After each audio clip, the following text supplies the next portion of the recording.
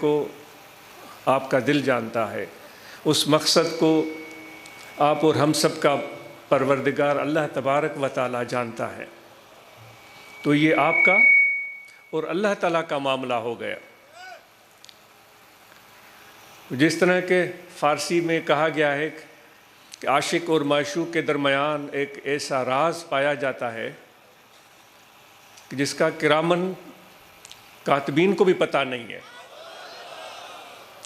لیکن ہم تو اس چیز کی طاق میں ہوتے ہیں کہ عملوں کی کوئی تعداد بڑھائیں، عبادتوں کی تعداد بڑھائیں، تاکہ کرامن کاتبین کے دفتر میں وہ فہرست کچھ لمبی اور طویل ہو جائے۔ اب یہاں کہا جا رہا ہے کوئی عاشق ایسی چیز دل میں سنبھال کے چھپا کے رکھا ہوا ہے جس کا علم کرامن کاتبین کو بھی نہیں ہے۔ اب کرامن کاتبین کو پتہ نہیں ہے تو پھر کس کو پتہ ہے؟ وہ قرآن مجید میں اللہ تعالیٰ فرماتا ہے کہ ہم نے تمہارے اوپر مقرر کیا ہے کرامن کاتبین کو، جو کچھ تم کرتے ہو وہ جانتے ہیں،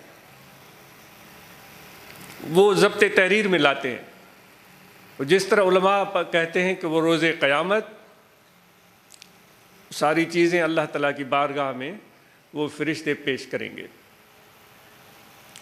لیکن یہاں جو بات ہو رہی ہے کوئی ایسا عمل ہے جو کہ بہت خاص ہے، مخفی ہے، چھپا ہوا ہے اور دنیا کو بھی اس کا پتہ نہیں ہے۔ تو اس چیز کی پہچان اگر ہم میں سے کسی کو ہے کہ وہ کیا مقصد ہے، وہ کیا چیز ہے جس کا پتہ کرامن کاتبین کو بھی نہیں ہے، جس کا پتہ دنیا والوں کو بھی نہیں ہے، جس کا پتہ علم والوں کو بھی نہیں ہے، مدرسہ پڑھنے اور پڑھانے والوں کو بھی نہیں ہے، اگر ایسی چیز آپ کے دل میں آ گئی ہے تو پھر آپ کو بشارت ہو کہ آپ کو خزانہ مل گیا ہے۔ سرمدی خزانہ، سرمدی خزانہ کا مطلب کیا ہے؟ سرمد یعنی کہ ختم نہ ہونے والا ایسا خزانہ۔ خزانہ اگر ہو تو آدمی اس کو خرچ کرے تو ختم ہو جاتا ہے۔ وہ چیز جو کہ جس کی طرف اشارہ کیا گیا، اگر وہ چیز آپ کے دل میں آ گئی ہے تو آپ نے سمجھ دیا ہے اور اس کی اہمیت کو پا لیا ہے، تو پھر آپ کو سرمدی خزانہ، یعنی سرمدی خزانہ یہ ہے کہ جتنا خرچ کریں گے وہ اتنا بڑھے گا۔ بینک بیلنس خرچ کرنے سے ختم ہوگا، پیسے سونا چاندی خرچ کرنے سے ختم ہو جائے گی، لیکن یہ سرمدی خزانہ یہ جتنا خرچ کریں گے اور بڑھے گا۔ اور پھر جس کے دل میں یہ خزانہ ہے، جس کے دل میں یہ دولت ہے، پھر وہ ایسا شخص ہے کہ جس کے بارے میں حضور نبی کریم رؤوف رحیم صلی اللہ علیہ وآلہ وسلم فرماتے ہیں ہم الجلساء لا یشکا جلیسہم، یہ ایسے ہم نشین ہیں، یہ ایسے لوگ ہیں۔ حضور علیہ السلام کیا فرما رہے ہیں کہ ایسے لوگ ہیں یہ کہ جن کے ساتھ بیٹھنے والا کبھی بھی محروم ہو ہی نہیں سکتا۔ تو محروم نہیں ہو سکتا، اس کا مطلب کیا ہے؟ آپ بھی سوچیں، حضور علیہ السلام نے فرمایا کہ وہ محروم ہو ہی نہیں سکتا، تو اس کا مطلب کیا ہوگا؟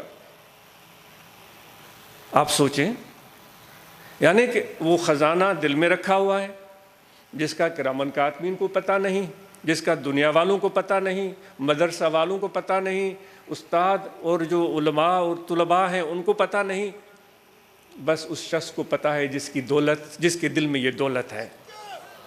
اور کس کو پتہ ہے؟ اور جس کے ساتھ اس کا عشق ہے۔ جس کے ساتھ اس کی محبت ہے، جس پر وہ اپنی تن من دھن اور جان نچھاور کرتا ہے، اس کو پتہ ہے۔ میان عاشق و معشوق رمزیست، کرامن کاتبی را ہم خبر نیست۔ عاشق اور معشوق کے درمیان ایسا راز پایا جاتا ہے جس کا کرامن کاتبین کو پتہ نہیں ہے۔ ان لوگوں کے دفتر پیش کیے جائیں گے اور وہ اعمال نامے تولے جا رہے ہوں گے۔ ایک ایسا شخص جس کے پاس یہ سرمدی خزانہ تھا، جس کے پاس یہ دولت تھی، وہ بھی اللہ تعالیٰ کی بارگاہ میں آئے گا۔ اللہ تعالیٰ فرمائے گا، اے فرشتو کرامن کاتبین، بتاؤ اس کے اعمال نامے کیا ہیں؟ تو وہ دفتر رکھ دیں گے۔ اللہ تبارک و تعالیٰ ارشاد فرمائے گا، کیا صرف اس کے یہی اعمال ہیں؟ تو کرامن کاتبین، وہ فرشتے عرض کریں گے، پروردگار یا رب العالمین، جو ہم نے جانا وہ لکھ لیا ہے، نوٹ کر لیا ہے۔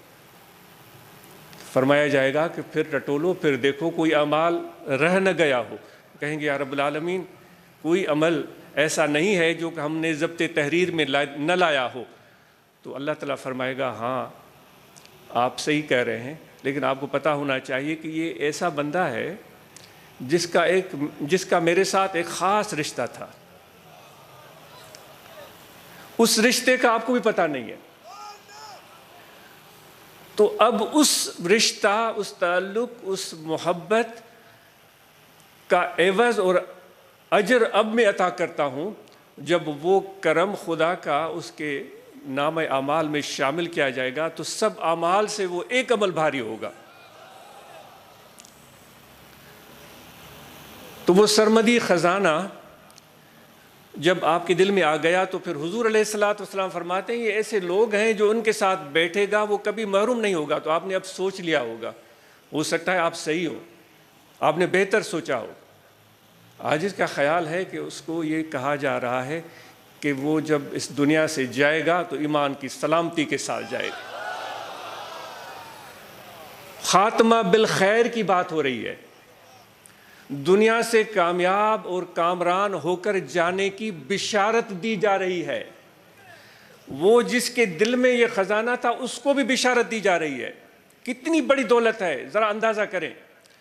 جس کے دل میں یہ خزانہ تھا، جس کو محبت کا نام دیں، معرفت کا نام دیں، ذکر قلبی کا نام دیں، نسبت کی بات کریں، جس کے دل میں یہ خزانہ تھا وہ تو کامیاب ہوا، اس کو تو بشارت مل گئی۔ لیکن حضور علیہ الصلوۃ والسلام اس سے بڑھ کر فرما رہے ہیں کہ جو ان کے ساتھ بیٹھا ہے وہ بھی کامیاب ہو گئے۔